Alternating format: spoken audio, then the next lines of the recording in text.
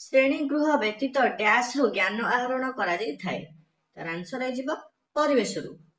Next question, dash ହେଉଛି ଛାତ୍ର ମାନଙ୍କର ଚରିତ୍ରର ଏକ ମୁଖ୍ୟ ଦିଗ।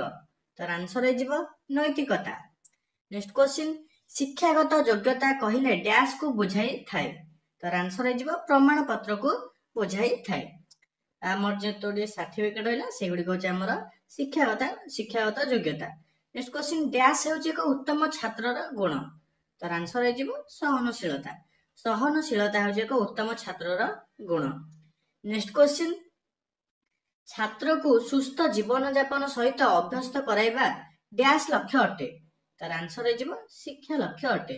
ଛାତ୍ରକୁ ସୁସ୍ଥ ଜୀବନ ଯାପନ ସହିତ ଅଭ୍ୟସ୍ତ କରାଇବା ଶିକ୍ଷାର ଲକ୍ଷ୍ୟ ଅଟେ। ନେକ୍ସଟ କ୍ୱେଶ୍ଚିନ୍ ରହିଛି, ଉଚ୍ଚ ଶିକ୍ଷାର ଡ୍ୟାସ୍ ପ୍ରତିଶ୍ରୁତି ସମସ୍ତ ନୀତି, ପଦକ୍ଷେପ, ଯୋଜନାବଦ୍ଧ ପ୍ରକ୍ରିୟା ଏବଂ କାର୍ଯ୍ୟ ଗୁଡ଼ିକୁ ଅନ୍ତର୍ଭୁକ୍ତ କରିଥାଏ। ତାର ଆନ୍ସର ହେଇଯିବ ଗୁଣାତ୍ମକ। ଉଚ୍ଚ ଶିକ୍ଷାର ଗୁଣାତ୍ମକ ପ୍ରତିଶ୍ରୁତି ସମସ୍ତ ନୀତି, ପଦକ୍ଷେପ, ଯୋଜନାବଦ୍ଧ ପ୍ରକ୍ରିୟା ଏବଂ କାର୍ଯ୍ୟ ଗୁଡ଼ିକୁ ଅନ୍ତର୍ଭୁକ୍ତ କରିଥାଏ। ତାପରେ ନେକ୍ସଟ କ୍ୱେଶ୍ଚିନ୍ ରହିଛି, ଉଚ୍ଚ ଶିକ୍ଷାରେ ଡ୍ୟାସ୍ ଟି ଭିନ୍ନ ଭିନ୍ନ ଗ୍ରାହକ ଅଛନ୍ତି। ତାର ଆନ୍ସର ହେଇଯିବ ଦୁଇଟି। ଉଚ୍ଚ ଶିକ୍ଷାରେ ଦୁଇଟି ଭିନ୍ନ ଭିନ୍ନ ଗ୍ରାହକ ଅଛନ୍ତି। ନେକ୍ସଟ କ୍ୱେଶ୍ଚିନ୍ ଅଛି, ନେତୃତ୍ୱର ଗୋଟିଏ ଗୁଣ ହେଉଛି ଡ୍ୟାସ୍। ତାର ଆନ୍ସର ହେଉଛି ଯୋଗାଯୋଗ ଦକ୍ଷତା। ଯୋଗାଯୋଗ ଦକ୍ଷତା ହେଉଛି ନେତୃତ୍ୱର ଗୋଟିଏ ଗୁଣ।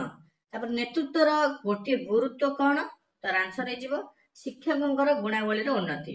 ନେତୃତ୍ୱର ଗୋଟିଏ ଗୁରୁତ୍ୱ ହେଉଛି ଶିକ୍ଷକଙ୍କର ଗୁଣାବଳୀର ଉନ୍ନତି ହେଉଛି ନେତୃତ୍ୱର ଗୋଟିଏ ଗୁରୁତ୍ୱ। ଗୁଣ ହେଉଛି ଯୋଗାଯୋଗର ଦକ୍ଷତା, ଗୁରୁତ୍ୱ ହେଉଛି ଶିକ୍ଷକଙ୍କର ଗୁଣାବଳୀର ଉନ୍ନତି। ନେକ୍ସଟ କ୍ୱେଶ୍ଚିନ୍ ହେଉଛି କ୍ୱେଶ୍ଚିନ୍ ନମ୍ବର 30 ରହିଛି, ଆମ ଦେଶରେ ଛାତ୍ର ନିମନ୍ତେ ଯେଉଁ ଅର୍ଥ ବିନିଯୋଗ କରାଯାଉଛି ତାର ସର୍ବପ୍ରଥମ ଲକ୍ଷ୍ୟ ହେଉଛି ଦେଶର ବିକାଶ ନିମନ୍ତେ ସବୁ କ୍ଷେତ୍ରରେ ଡ୍ୟାସ୍ ଗଠନ କରିବା। ତାର ଆନ୍ସର ହେଇଛି ସବୁ କ୍ଷେତ୍ରରେ ନେତୃତ୍ୱ ଗଠନ କରିବା। ନେକ୍ସଟ କ୍ୱେଶ୍ଚିନ୍, ନୀତିଶାସ୍ତ୍ର ନେତୃତ୍ୱ ଛାତ୍ର ଜୀବନର ଡ୍ୟାସ୍ ଉପରେ ନିର୍ଭର କରିଥାଏ। ତାର ଆନ୍ସର ହେଇଯିବ ନୀତିଶାସ୍ତ୍ର ନେତୃତ୍ୱ ଛାତ୍ର ଜୀବନର ଗୁରୁତ୍ୱ କିମ୍ବା ଭୂମିକା ଉପରେ ନିର୍ଭର କରିଥାଏ। ନେକ୍ସଟ କ୍ୱେଶ୍ଚିନ୍, ବ୍ୟକ୍ତିର ଆତ୍ମପ୍ରକାଶ ଓ ଆତ୍ମ ଉପଲବ୍ଧ ହେଉଛି ଶିକ୍ଷାର ଡ୍ୟାସ୍ ଲକ୍ଷ୍ୟ। ତାର ଆନ୍ସର ହେଇଯିବ ବ୍ୟକ୍ତିଗତ ଲକ୍ଷ୍ୟ। ବ୍ୟକ୍ତିର ଆତ୍ମପ୍ରକାଶ ଓ ଆତ୍ମ ଉପଲବ୍ଧ ହେଉଛି ଶିକ୍ଷାର ବ୍ୟକ୍ତିଗତ ଲକ୍ଷ୍ୟ। ନେକ୍ସଟ କ୍ୱେଶ୍ଚିନ୍ ଅଛି, ବ୍ୟକ୍ତିଗତ ଲକ୍ଷ୍ୟର ଗୋଟିଏ ସମାଲୋଚନା ହେଲା ଡ୍ୟାସ୍। ତାର ଆନ୍ସର ହେଇଯିବ ମାନବକୁ ସ୍ୱାର୍ଥ କୈନ୍ଦ୍ରିକ କରିଥାଏ। ଇଏ ହେଉଛି ଆପଣଙ୍କର ବ୍ୟକ୍ତିଗତ ଲକ୍ଷ୍ୟର ଗୋଟିଏ ସମାଲୋଚନା। ନେକ୍ସଟ କ୍ୱେଶ୍ଚିନ୍, ଛାତ୍ର ଜୀବନ ଶିକ୍ଷାର ପରୀକ୍ଷା ହେଉଛି ଏକ ଡ୍ୟାସ୍ ଯେଉଁଥିରେ ଜଣେ ଶିକ୍ଷାର୍ଥୀର ଜ୍ଞାନ ଏବଂ ଦକ୍ଷତା ପ୍ରତିପାଦିତ ହୁଏ। ତାର ଆନ୍ସର ହେଇଯିବ ପରୀକ୍ଷଣ। ଛାତ୍ର ଜୀବନ ଶିକ୍ଷାର ପରୀକ୍ଷା ହେଉଛି ଏକ ପରୀକ୍ଷଣ ଯେଉଁଥିରେ ଜଣେ ଶିକ୍ଷାର୍ଥୀର ଜ୍ଞାନ ଓ ଦକ୍ଷତା ପ୍ରତିପାଦିତ ହୁଏ। ତାପରେ ହେଉଛି ସାଧାରଣ ଅର୍ଥରେ ଯେଉଁ ଶିକ୍ଷା ଅନେକ ଗୁଡ଼ିଏ ମନସ୍ତାତ୍ତ୍ୱିକ, ସାମାଜିକ ଏବଂ ଅନ୍ତଃ ବ୍ୟକ୍ତିଗତ ଦକ୍ଷତା ବିଷୟରେ ଜ୍ଞାନ ପ୍ରଦାନ କରେ ତାକୁ ଡ୍ୟାସ୍ ଶିକ୍ଷା କୁହାଯାଏ। ତାର ଆନ୍ସର ହେଇଯିବ ଜୀବନ ଦକ୍ଷତା ଶିକ୍ଷା କୁହାଯାଏ। ନେକ୍ସଟ କ୍ୱେଶ୍ଚିନ୍, ଛାତ୍ର ଜୀବନ ବାସ୍ତବ ଜୀବନରେ ସମ୍ମୁଖୀନ ସମସ୍ୟାର ସଫଳ ମୁକାବିଲା ନିମନ୍ତେ ଡ୍ୟାସ୍ ସାମର୍ଥ୍ୟ ସୃଷ୍ଟି କରିଥାଏ। ତାର ଆନ୍ସର ହେଇଯିବ ଜୀବନ ଦକ୍ଷତା ସାମର୍ଥ୍ୟ ସୃଷ୍ଟି କରିଥାଏ। କ୍ୱେଶ୍ଚିନ୍ ନମ୍ବର 37 ହେଉଛି, ବିଶ୍ୱସ୍ତରୀୟ ସମସ୍ୟା ଗୁଡ଼ିକୁ ବୁଝିବା ଶାନ୍ତି ଶିକ୍ଷାର ଡ୍ୟାସ୍ ଅଟେ। ତାର ଆନ୍ସର ହେଇଯିବ ଲକ୍ଷ୍ୟ ଓ ଉଦ୍ଦେଶ୍ୟ ଅଟେ। ବିଶ୍ୱସ୍ତରୀୟ ସମସ୍ୟା ଗୁଡ଼ିକୁ ବୁଝିବା ଶାନ୍ତି ଶିକ୍ଷାର ଲକ୍ଷ୍ୟ ଓ ଉଦ୍ଦେଶ୍ୟ ଅଟେ।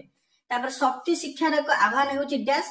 ତାର ଆନ୍ସର ହେଇଯିବ ସହନଶୀଳତାର ଅଭିବୃଦ୍ଧି ହେଉଛି ଶକ୍ତି ଶିକ୍ଷାର ଏକ ଆହ୍ୱାନ।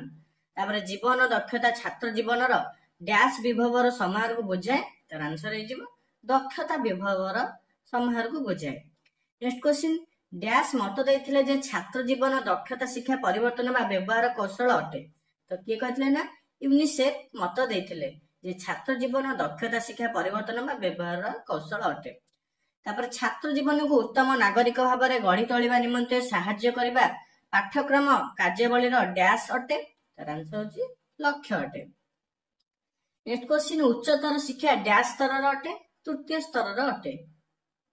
ନେକ୍ସଟ କ୍ୱେଶ୍ଚିନ୍, ତ ସବୁ ଯାହା ଆମର ଡିସ୍କସନ ହେଉଛି ଇମ୍ପୋର୍ଟାଣ୍ଟ କ୍ୱେଶ୍ଚିନ୍, ଏବେଠୁ ଆପଣ ଏହାକୁ ନୋଟ୍ ଲେଖିଦେବେ। ତାପରେ ହେଉଛି ଉଚ୍ଚତର ଡିଗ୍ରୀ ଏବଂ ଡିପ୍ଲୋମା ପାଇଁ ଆବଶ୍ୟକୀୟ ଶିକ୍ଷାକୁ ଡ୍ୟାସ୍ କୁହାଯାଏ। ତାର ଆନ୍ସର ହେଇଯିବ ଉଚ୍ଚତର ଶିକ୍ଷା।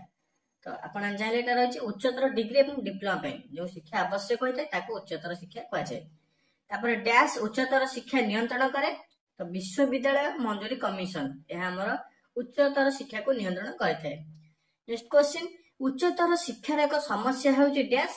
ତାର ଆନ୍ସର ହେଇଯିବ ତାମିଲ ପ୍ରାପ୍ତ ଶିକ୍ଷକର ଅଭାବ ହେଉଛି ଉଚ୍ଚତର ଶିକ୍ଷାର ଏକ ସମସ୍ୟା। ନେକ୍ସଟ କ୍ୱେଶ୍ଚିନ୍, ଉଚ୍ଚତର ଶିକ୍ଷା ସମ୍ମୁଖୀନ ହେଉଥିବା ଏକ ସମସ୍ୟା ହେଉଛି ଡ୍ୟାସ୍। ତାର ଆନ୍ସର ହେଇଯିବ ନିମ୍ନମାନର ଶିକ୍ଷାଦାନ ଓ ଶିକ୍ଷଣ। ଏଇ ସମସ୍ୟା ହେଉଛି ଆପଣଙ୍କର ସମ୍ମୁଖୀନ ହୋଇଥାଏ ଉଚ୍ଚତର ଶିକ୍ଷା। ଏକ ସମସ୍ୟା ତାର କଣ ନା ତାଲିମ ପ୍ରାପ୍ତ ଶିକ୍ଷକର ଅଭାବ। କୋଉ ସମସ୍ୟା ସମ୍ମୁଖୀନ ହୋଇଥାଏ ନା ନିମ୍ନମାନର ଶିକ୍ଷାଦାନ ଓ ଶିକ୍ଷଣ। ଶେଷ କ୍ୱେଶ୍ଚିନ୍, ଡ୍ୟାସ୍ ଉଚ୍ଚତର ଶିକ୍ଷା ଅଭିଯାନ ଅଗ୍ରାଧିକାର ପ୍ରଦାନ କରୁଥିବା ବିଷୟ। ତାର ଆନ୍ସର ହେଇଯିବ ଗୁଣାତ୍ମକ ମୂଲ୍ୟବୋଧ। ଗୁଣାତ୍ମକ ମୂଲ୍ୟବୋଧ ଆପଣଙ୍କର ଉଚ୍ଚତର ଶିକ୍ଷା ଅଭିଯାନ ଅଗ୍ରାଧିକାର ପ୍ରଦାନ କରୁଥିବା ବିଷୟ।